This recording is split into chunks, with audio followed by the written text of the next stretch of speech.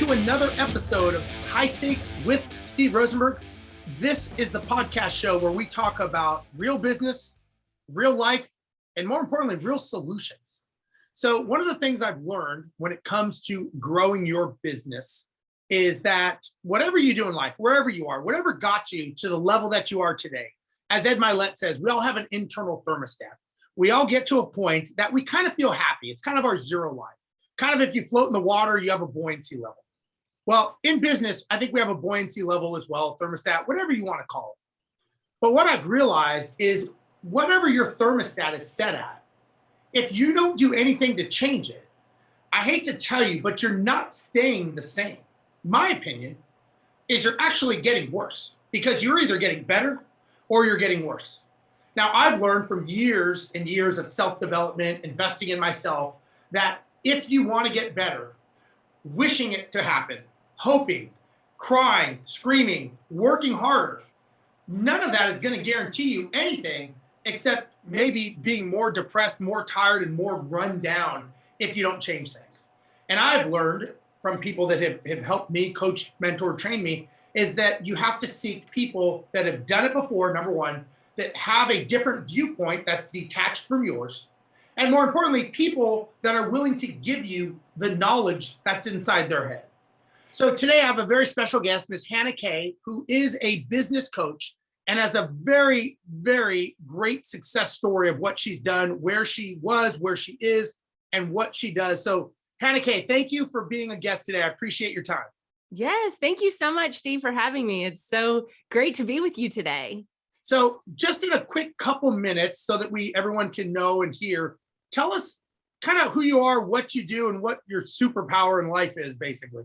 Yes, absolutely. I love superpowers.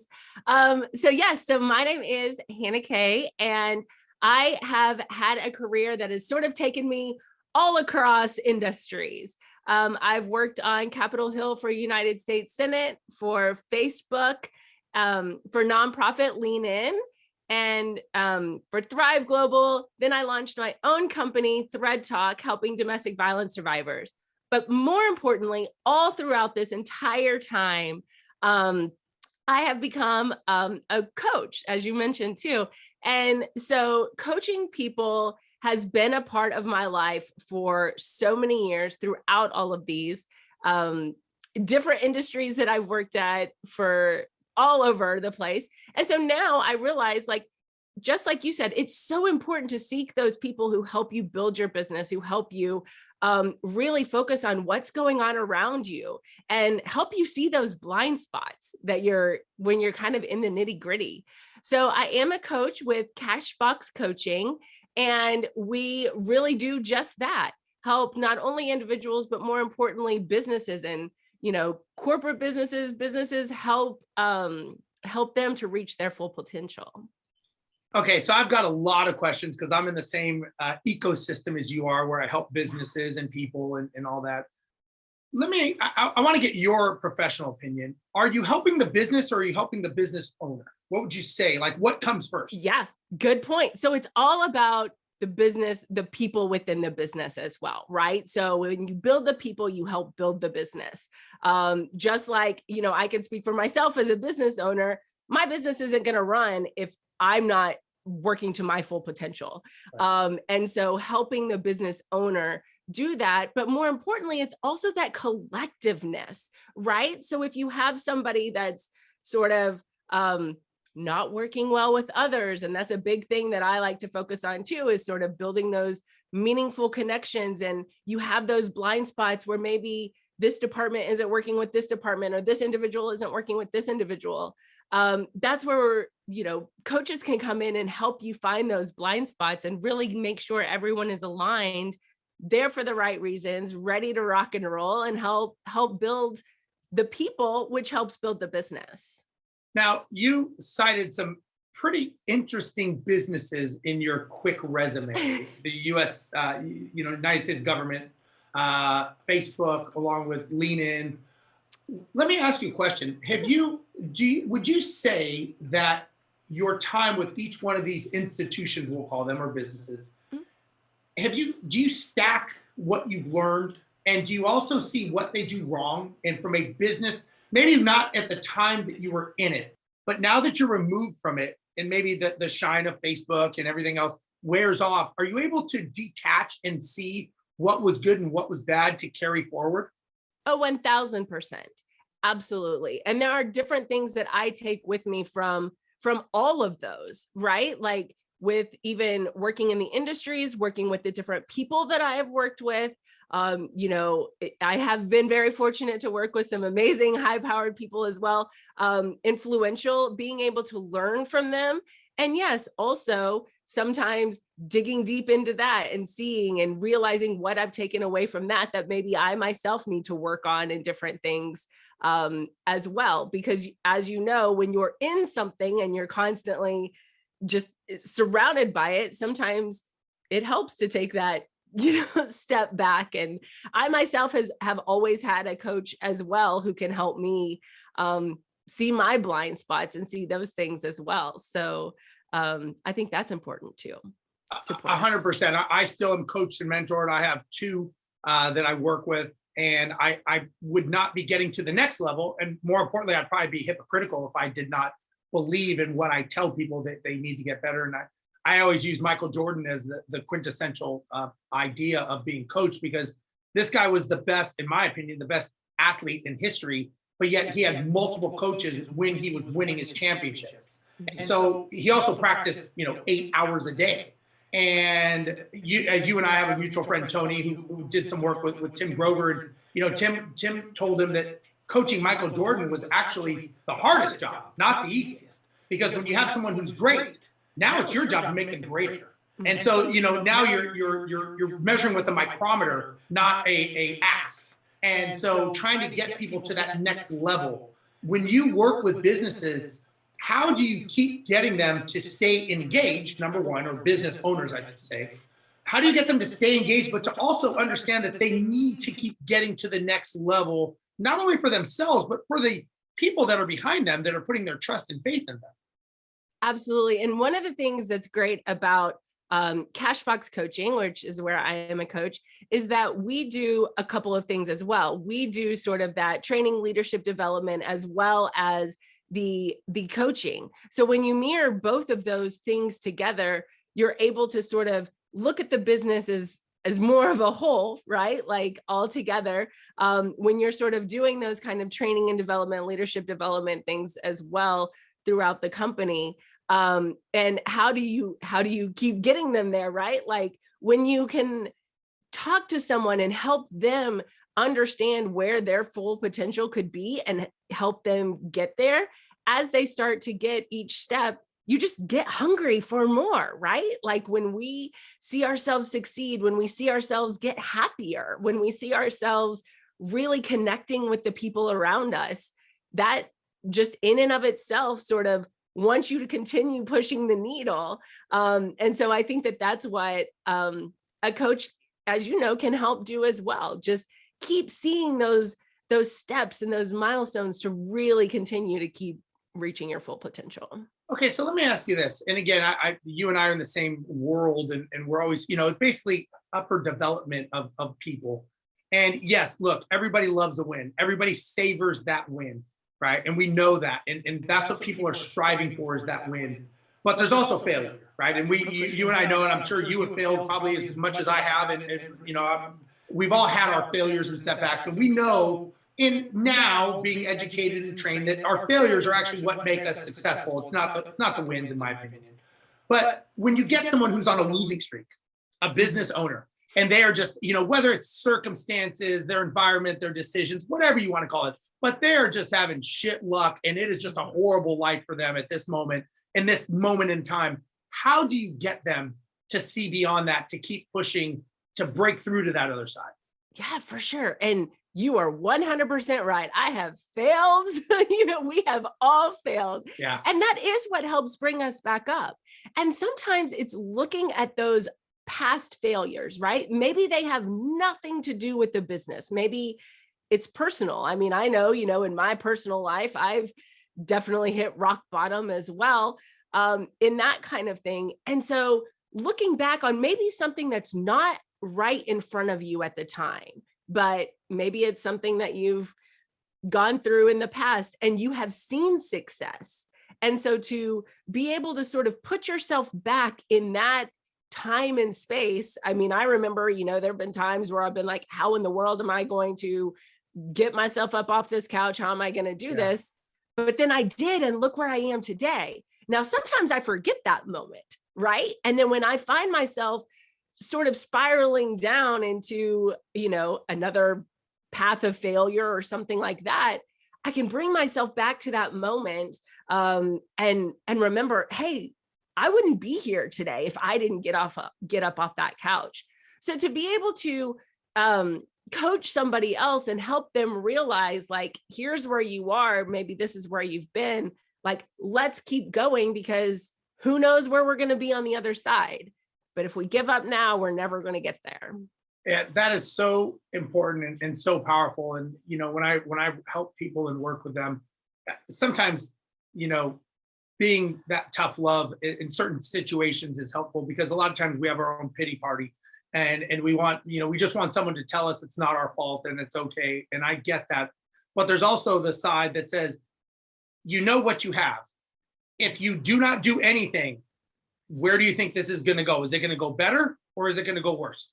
And at some point, you have to make that decision. Again, like I said in the beginning, you're either getting better or getting worse.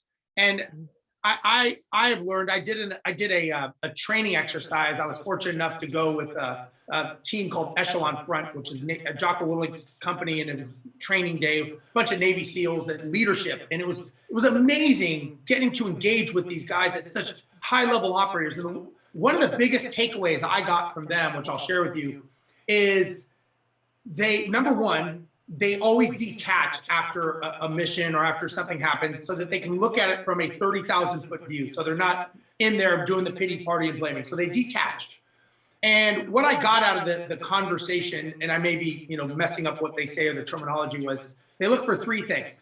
The one is, what will I not do again? Like, what just went horribly wrong? And actually write it down so that it's not tumbling around in your head, and you can actually put it pen to paper and go, okay, what I'm thinking in my mind and what I wrote down is it's really not that bad. So that's the first thing, is what will I not do again? Next thing is what went good? What actually went good that we can carry forward to the next? And then the final thing is what's the wisdom that I learned out of this whole event that I can take away, good, bad, or indifferent? And they said they always do those three things when they detach and they debrief. And I thought, man, that is so powerful to be able to do, because if we're always focused on what we did bad, and our mind is focusing, as your filter, your RAS is focusing on that, well, the next time, that's all you're focused on is the bad thing happening.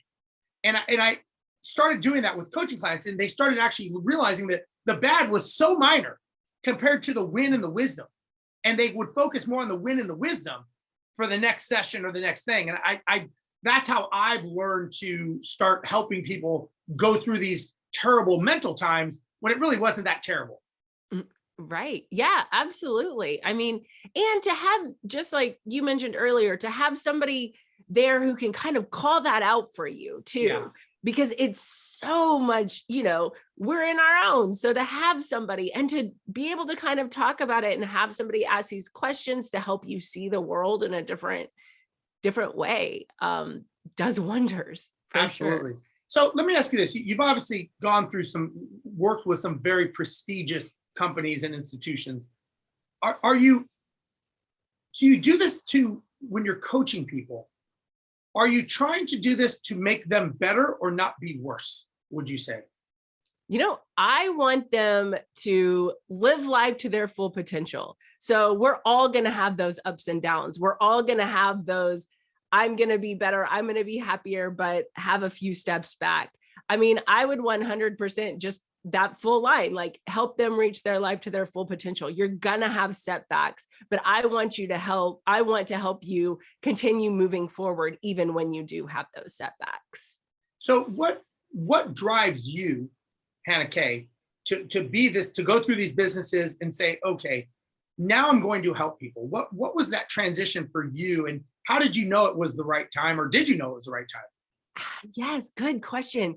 I love people. I love watching them grow. I love that piece of it. When somebody else, I see them get excited, I see them reaching for the stars, that's what fuels me.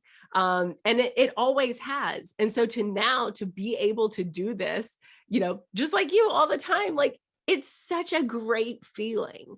And so that's really why I do this, is because I, again, know that I've been on my rock bottom through having coaches, through doing that. I was able to get out and see the world. And so that's what I do for other people now. And with businesses, again, it's all about the people who are in the businesses. So to be able to go in and collectively do that with a group of people working together, even though working with the individuals to help them grow as the group, that's where it gets really fun and exciting for me. So a lot of times when people start a business and they go down a path, many times they're leaving maybe a career and they're running away. They're running away from a life that they don't want. And they're on this path and they don't know where they're running to, but they're just running. And we all know that that's when you run out of gas and you're going, this is horrible, I'm going back to my 9 to 5, and then you're defeated. Why do you think that business owners, we know a lot of them fail, and they don't fail because they don't work hard? I think business owners are the hardest working people on the planet, although there's no correlation to hard work and success, I've learned. Why do you think they fail? That's a great question. And one of the things that I also have is that I am a business owner myself with my own business called Thread Talk. And you're exactly right. It sort of stemmed from this, what am I doing? Where am I going? And just a 2-second personal side story. The reason I started this business, it's called Thread Talk. It's a blanket company that donates 10% of our proceeds back to domestic violence shelters. I started this because I am a domestic violence survivor and wanted to help other victims of domestic violence, specifically help shelters. So you're exactly right. That's sort of how businesses get started. There's a real reason behind it. There, whether that be as personal as my story, whether it be running away, that, people are just trying to do something. There's always that story and there's always that purpose behind it. And sometimes when you get in the weeds, for example, when I started, I didn't know, I'd never started my own business. This was all brand new to me. So I'm literally learning as I'm going along. And you're right.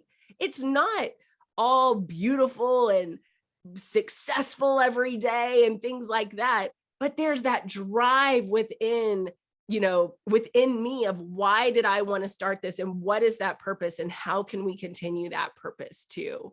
So I think on those days that it spirals, like bring it back to the purpose and what's that fire that fueled you to start it and how can we find that again?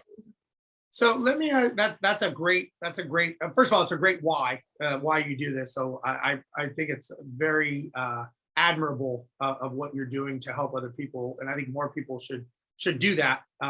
That's their own personal opinions and thoughts, but I think it's great that you are doing that and you should be commended for doing that. Thank you.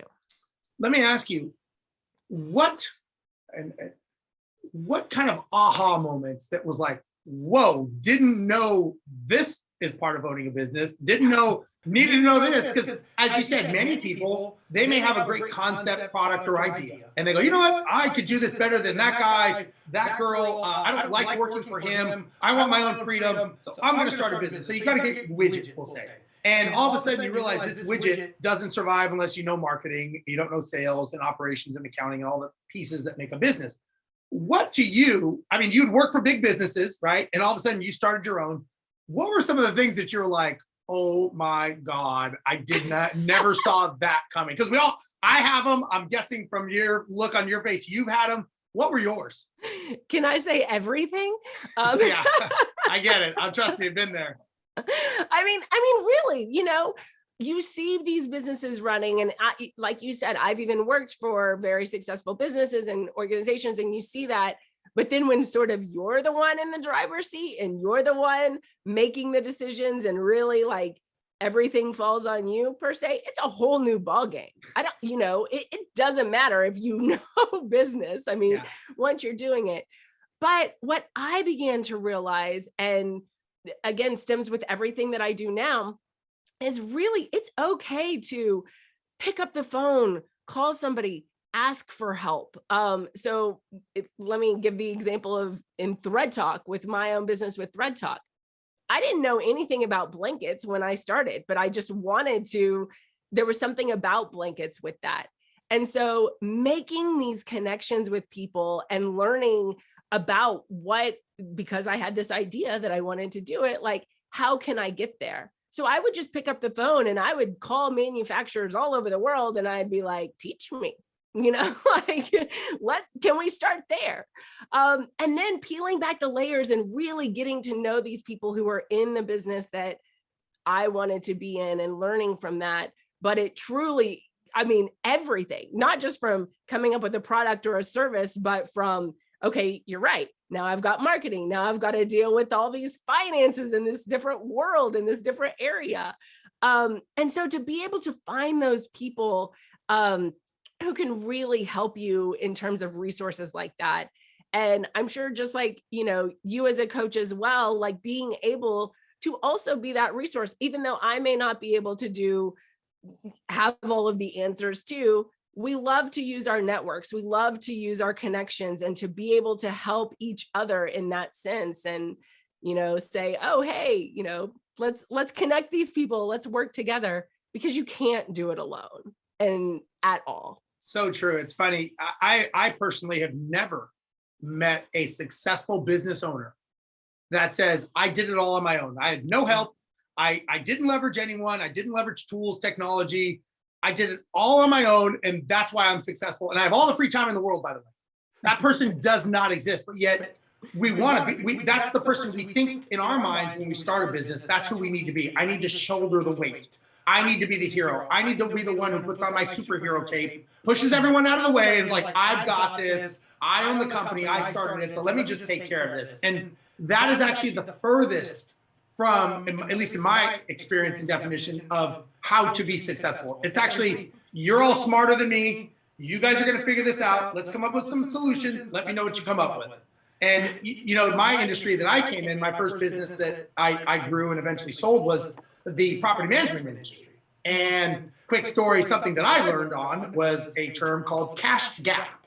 And didn't know what that was. And we were doing maintenance on houses, and we owned a lot of real estate ourselves. And all of a sudden, we're having trouble making payroll and paying our vendors. And we're like, I don't understand. And I'm thinking in my mind, I was the visionary of the business. So I handled the sales and marketing, and my business partner was the integrator. And so I'm telling him, I'm like, I don't understand. Why are we having trouble? We have all this business. We're doing all this work. And he's kind of like, I'm not sure. This is our first business. We have no idea. We have a business coach though. We had a business coach from day one, and that was the reason we were able to scale. And so we go to our business coach and we tell him what's going on. And he says, okay, bring in the books. So we bring the books in, and he's like, 2 words. So we're waiting for this magical silver bullet that's going to fix all this. And he says, it's called cash gap. And I'm like, that doesn't sound like this is a solution. I don't I wanted you to find this money for us. He says, the money's there. It's just not in your bank account. This is money that's owed to you for people, and you guys are not collecting the money. And so he says, if you don't fix it, you have about 60 days till you're out of cash. And we realized I had no idea that was part of a business of, I just assumed that somebody owed me money ignorantly, that they would pay me, but we're not their priority. After we fix their problem, now we get pushed down the list. And we had to learn how to make ourselves a priority. And we learned that. And again, that's something that I would never have thought is something that could make me go out of business, was people owing me money on work that I've done on their properties. And that, again, it sounds so ignorant now when you talk about it in this context, but at the time, it was one of those aha moments. And I was like, oh my God, this could put us out of business. And he's like, it will put you out of business if you don't fix it. And so again, just things that you don't know, that nobody teaches you in business 101, that's not out there. It's so true. And you made a good point too about how, there's nobody out there who's like, this is perfect. This is all, those kinds of things. But being the boss, the head of the business, wherever, the leadership in general, it's important to also accept that, right? Not to necessarily walk around like, I know everything, this and that, to be that vulnerable and say, we're learning. Because everyone knows nobody's perfect. Nobody's going to come up and do this. But when you don't acknowledge those little pieces too, that can help. That can sort of lead down to that spiral downwards, right? Because you're not accepting it, you're not facing it, you're not owning up to it. So to be able to accept that and be vulnerable, for sure. 100%. And it's funny, like, I talk to a lot of business owners, and I ask them, I'm like, are you trying to fool yourself, or are you trying to fool other people? Like, who do you think is really fooled? Do you think they don't know that you are walking around doing nothing? You don't know what you're doing, but you're acting like it. Like, are you, I mean, really, like it's obvious if you don't know what you're doing. Being humble and saying, you know what, I don't know the answer, but I will find out, is much better than saying, I want you to figure out, or I'm not going to tell you because this is a great learning experience for you. But when you find out, let me know too. So again, I have learned that ego and pride are probably the biggest things that kill businesses. And when I say that, that's, the leader. And I was flown out to Australia one time to work with a franchise, and the franchisees, and he wanted me to work with the lower income producing franchisees because they were not pulling their weight essentially. And I said, what do you want? What do you want as a result of me being here? He says, I want them to step up, be accountable, and start taking leadership of their own divisions. I said, okay, I can do that. So I started talking to some of these people, trying to get an understanding. And I said, so let me ask you this. I said, when you have meetings, you expect everyone to be on time, I'm assuming. And they said, yeah, we like that, which that told me no. And I said, okay. I said, so if somebody doesn't do their job and they don't hit their numbers, what do you do? He says, well, we'll talk to them and we'll try to get them on track. And I said, what happens next? And he says, well, we'll keep working with them. And, maybe there's a flaw or an issue or something, or the economy, or whatever the situation is. I said, okay. I said, at what point do you say this is enough?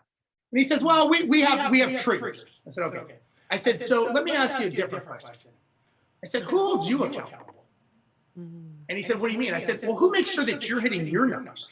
Who do you turn your metrics to, and your KPIs and your accountability?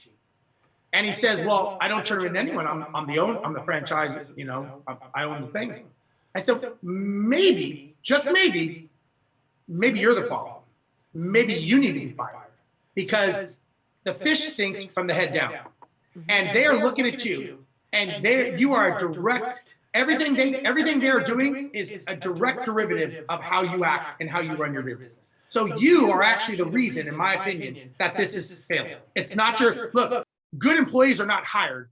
They are bred. They are made.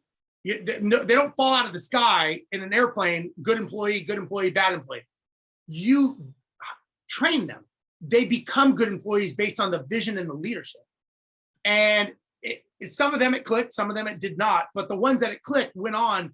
And it was all about accountability, is what it boiled down to. Is they were not being accountable because they didn't think they needed to be, because of them being the franchise people. And it wasn't, in Australia, they don't call it franchise, but the terminology is very similar.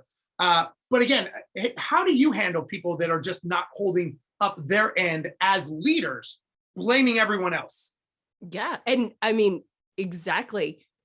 Help them figure it out, call it out in a way, because that is the main kind of issue too, is that when you have somebody who doesn't realize that they need to be held accountable, but also on the flip side, it's also holding them accountable with each session that we have with personal coaching within the individuals of the business as well, is they start to realize that as their coach, I'm going to hold them accountable. And that's sort of where it kind of starts. So then to be able to kind of reflect that outwardly and say, who was holding you accountable before this, and that kind of stuff. And now see how things have changed now that I'm holding you accountable for these are the things that you said, kind of your goals, or where you want to be, or where you want to say, and that kind of thing. So as a coach, I can also help hold them accountable for certain things and make sure they're, kind of going on the right track, because if they say something one time and then forget about it or don't come back, then that's where we can kind of stay on the line as well. Sure. So as a coach, what are some things, if you could think of them, that when you hear are more like trigger words for you, that is indicative of a bigger problem with the Mm. company, with the person, where we all hear something someone says or an action that they do, or to me sometimes it's even a pause after a question, that all of a sudden you hear this and you say, you know what, there's a lot more under this that we need to unpack. Is there things that you, over the years by coaching people, things that people say, actions or non-actions, that are red flags to you? Yeah, and I think in terms of that, it really stems down to how they interact with other people. So like I start to realize how they'll interact, just even with me as a person, right? And then as you start to have conversations with them, maybe they'll say something different, or maybe it may be like they start talking about themselves differently when they're talking about someone as well. So that sort of tells me like, okay, well, maybe you are superior to them, or you think you're superior to them, or something like that. And it's really in the way, just like you said, that they express themselves, they talk about themselves in terms of who they're working with too. Because as we mentioned before too, a lot of it comes with those relationships and connections, and making sure that people in the business, or people that are clients, they're people that they're working with, are sort of aligned in certain things. And so I really think that starting to realize how you're talking about someone else, or your relationship with that person, can really stand out a little bit. Like, you're talking differently right now.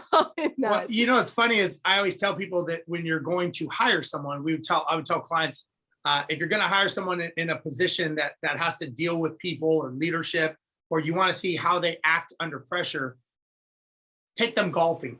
If you golf, you will see an array of emotions when you see someone golf, how they handle stress, success, failure, just everything. I mean, a golf game will tell you so much about a person. It is amazing. And I've done that before with people, even coaching clients. And I'll tell them, like, I wouldn't tell them what I was doing, but we'd go out golfing.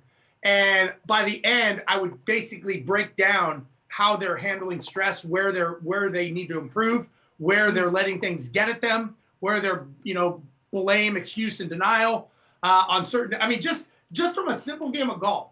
It's really interesting to see, just you put someone in a different environment. Exactly. And I don't know if you've ever done anything like that, but it's really interesting to see how they interact and deal with people, or at a restaurant, how they talk to the wait staff, how they deal with their food, how, just things that if you have that perceptive eye, and you can, again, just like I learned from the gentleman at Echelon Front, if you can detach and be at that 30,000 foot level and just watch it go on, it's really interesting to do. And that's exactly right too. Even putting, somebody in another, taking them out of their everyday, bringing them back to their past, to something that they worked on before, sort of like we were talking about before. How, are you talking to these people the same way you would be talking to them in this situation, or is it this situation? Yeah. And helping each other, understand where we are in those different scenarios, and life changes. Yeah. So let me ask you this, Miss Hannah Kay. Where are you going? What's your next journey plan? Are you going to stay in this? Is this a chapter in your life and you're going to close it? What's the plan? No, I love this. And actually, I'll be completely honest too, because as you said, life ebbs and flows. There have been times in my life where coaching to me has always been, my passion, what I've loved. It has ebbed and flowed throughout my life. I am now like, this is amazing to me. I've had so many clients I've been able to see. I'm in it. And in terms of developing others, I succeed when I see others succeed as well. And so, no, I'm here. I'm in it. I love it. And this is where I see me going right now, which is amazing. And I love it. That's great. That's great. Okay. So I know we're getting close to the end. I don't want to take up too much of your time. I'm just curious, when this is all done and you are going to retire, right? What would you say you want to be known for?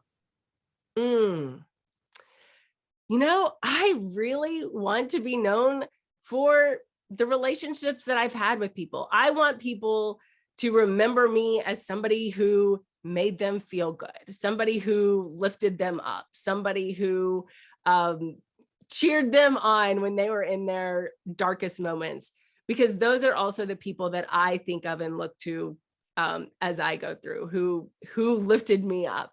And that's what I want to be known for and want to be for everyone. Do you rejoice? Do you embrace people's wins when a client wins, and are you able to identify that? Sometimes I love when my clients win. I love watching people win. I don't know that I'm the best doing it for myself. I'm much better deflecting it onto other people and enjoying their win.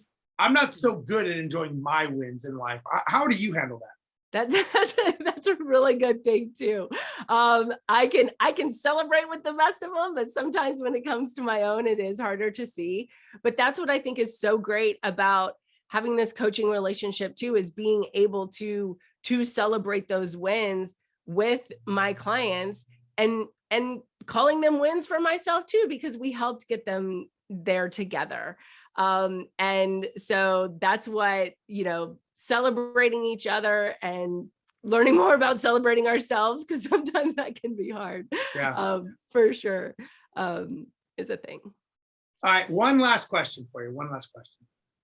If you could have a conversation, a drink, whether it's coffee, water, beer, wine, whiskey, whatever your flavor is, with someone, I don't care if they're dead, alive, real, or imaginary, who would that person be, and what would you want to talk to them about? This is a very fun question for me. And it changes over time a lot too. And right now, I think people may find this crazy, but for me, it is Rihanna. And the reason being is on so many different levels. She also is in a domestic violence relationship. She is currently expecting her first child. I am currently expecting my first child, which is really exciting. She's also an amazing business owner. And so to be able to talk to her, I feel like, seeing that path and seeing where she's been, she would be the person that I would want to sit down and talk life with right now. Wow. That's awesome. Yeah, I just saw she just became one of the richest women, I think. Yes. Yeah. And she's just amazing with the different businesses she has, not only her singing career and this kind of stuff, but, she's gone on to develop way more than that. So yeah, she's amazing. I agree. Well, Miss Hannah Kay, I want to thank you so much for being on today. It was great information. I love talking business, talking shop and development.